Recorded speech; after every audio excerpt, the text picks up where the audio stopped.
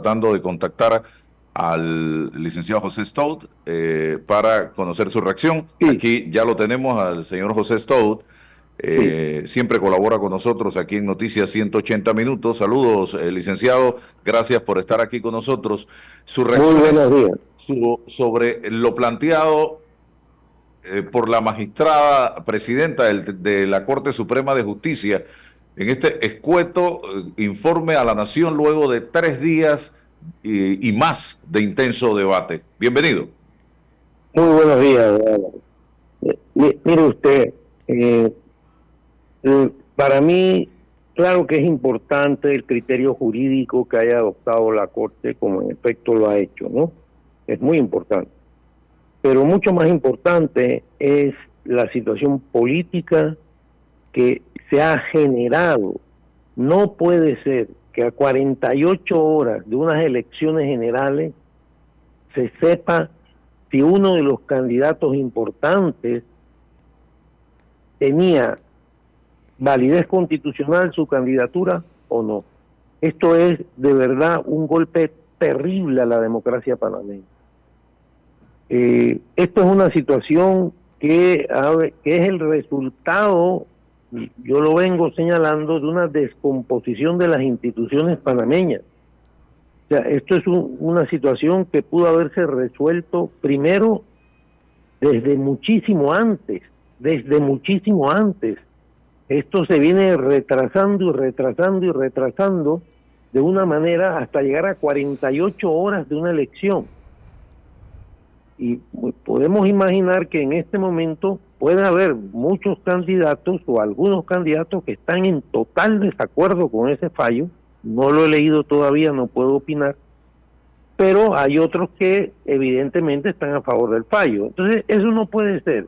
Si esto hubiese ocurrido hace un mes y medio o hace un mes, bueno, ya hubiese habido una discusión, ya se hubiese aceptado el fallo.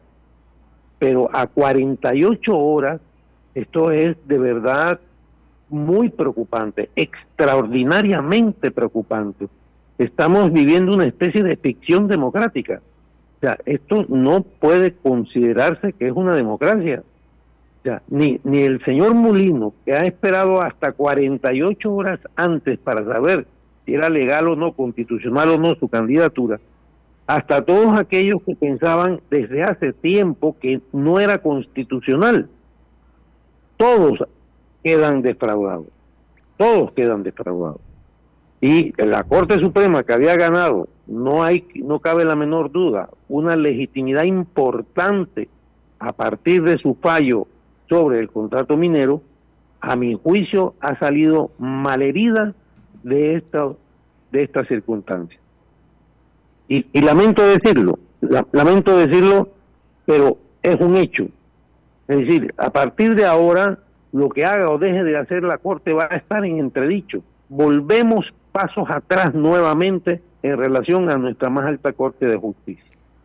Esto es lo que yo le puedo decir y creo que esto va a tener consecuencias post-elecciones, evidentemente. Señor Stout, ante lo que dice y recordando un poco la entrevista que tuvimos con el abogado Juan Carlos Araúz hace un momento, él mencionaba que era necesario la revisión o el fortalecimiento de la institucionalidad de este país. Requiere la voluntad de los gobernantes y la fiscalización fija y acompañamiento permanente de los ciudadanos. ¿Cuál es su apreciación al respecto? Mire, el tema de la constituyente, que se entiende poco, ¿verdad? Se entiende muy poco sobre ese tema. Yo quiero decirle que las constituyentes pueden ser algo muy bueno para un país o pésimo para un país. Esto va a depender de la voluntad política de quien la convoca y obtenga mayoría de diputados constituyentes, ¿verdad? Si usted va a hacer una constituyente para, por ejemplo, destituir a todos los magistrados de la Corte Suprema, a todos los altos funcionarios del Estado para nombrar los suyos, porque usted ha dominado la constituyente, porque tiene mayoría de diputados constituyentes, bueno, eso va a ser una catástrofe. Y si usted a partir de ahí hace una amnistía en que perdona a juzgados, procesados, etcétera, es decir, pisotea la justicia, usted está destruyendo el Estado de Derecho, destruyéndolo. Yo espero que no ocurran este tipo de cosas, porque si no, estaría llevando el país a un abismo y a confrontaciones terribles. Acordémonos que, bueno, hemos salido de una dictadura que todos sabemos cómo terminó aquello, ¿verdad? Para volver a situaciones de enfrentamientos entre panameños gravísimos. Y yo le digo, para convocar una constituyente, se nos tiene que decir por adelantado para qué es lo que se va a cambiar. Por ejemplo, le pongo un ejemplo. Yo escucho, por ejemplo, a personas decir, o a candidatos incluso, que hay que disminuir el tamaño de la asamblea, del número de diputados. Es decir, que queremos volver a una asamblea como antes del 68. O sea, que el problema de la asamblea no radica en el número de diputados, radica en la forma en que son electos, que es distinto. Pero de eso no se habla. Y en la cantidad de privilegios que tienen. Exactamente, ¿verdad? Y el juego maniqueo de que yo te juzgo a ti, tú me juzgas a mí, yo tengo privilegios para ser juzgado, pese a que la Constitución dice que no hay fueros ni privilegios. Es decir, va a depender de cuál es el proyecto de país que usted plantee para saber si la constituyente a la que usted convoca va a mejorar el país, va a democratizar el Estado, o todo lo contrario, Tenemos ejemplos de constituyentes terribles. No hay que engañarse, ahí está Venezuela. Y eso degeneró además. Oiga. Por eso le digo que esto es una situación realmente muy preocupante. Sí, señor Stott, el tema del domingo. El domingo es el día más importante cada 5 años en el que los panameños tenemos que salir a contratar a los nuevos hombres y mujeres que van a dirigir, a capitanear el barco por los próximos 5 años. Ese nuevo gobierno que vayamos a elegir, llámese gobierno, representantes, diputados, alcaldes, presidente y vicepresidente, se va a tener que enfrentar a un país que está sumamente fracturado, dividido, lleno de decepciones, de malestar, y ya lo hemos demostrado en las calles durante 2 años consecutivos, 2022, 2023. ¿Puede ese gobierno venir a gobernar excluyendo a quienes de una u otra manera no lo favorecieron con el voto y gobernar con quienes lo apoyaron exclusivamente para llegar a la presidencia y a los otros cargos? En absoluto. Mire, y por eso le digo que todo lo acontecido y que nos lleva a estas elecciones del domingo, que son, a mi juicio, las más importantes probablemente desde la instauración del régimen democrático, es decir, desde el aplastamiento de la dictadura, yo estoy absolutamente convencido que es la elección más importante, porque el país está totalmente deteriorado. Si la Asamblea no se renueva en esta elección, el país va hacia el abismo. Esto no lo aguanta ya nadie. Y si lo que se nos promete en esta feria de promesas que ha habido no se cumple, porque al fin y al cabo yo no me las creo, yo sé que no lo pueden cumplir, que están mintiendo, que están diciendo cosas absurdas, ¿verdad? Pero el votante normal muy probablemente sí se crea que le van a resolver los problemas que le están prometiendo. Cuando vea, y lo va a descubrir muy rápidamente que eso es imposible, aquí vamos a tener enfrentamientos sociales muy importantes, y eso es lo preocupante. Necesitamos de un gobierno que sea capaz de tomar las medidas que se tienen que tomar para sanear el Estado y democratizar el Estado. Si eso no se hace, si se va a ir a legislar o a gobernar de mi grupo contra todos ustedes, bueno, esto se acabó, de verdad vamos a terminar muy mal. No quiero decir en manos de quién, porque no quiero adelantar acontecimientos muy desagradables para todos, pero si perdemos la legitimidad, alguien la va a capturar.